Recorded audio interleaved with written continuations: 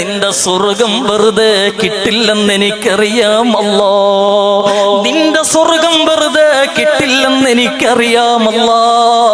ഞാൻ അനുഭവിച്ച ഈ പരീക്ഷണമുണ്ടല്ലോ, എന്റെ കുടൽമാല വെളിയിലോട്ട് കടന്നു വന്ന ഈ വല്ലാത്ത ഉപദ്രവമുണ്ടല്ലോ, ഇതിനു പകരം നീ എനിക്ക് സ്വർഗം തരണേ അല്ലാ.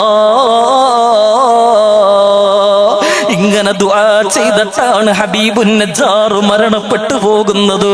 അതുകൊണ്ടാണ് അല്ലാഹു നമ്മളോട് ചോദിച്ചത്, വാപ്പാ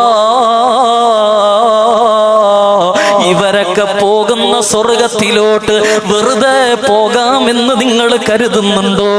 ഇവരൊക്കെ പോയ സ്വർഗത്തിലോട്ട് വെറുതെ പോകാമെന്ന് നിങ്ങൾ കരുതുന്നുണ്ടോ? മസ്സത്തുഹുമുൽ ബഅസാഉ വദ്ദറാ,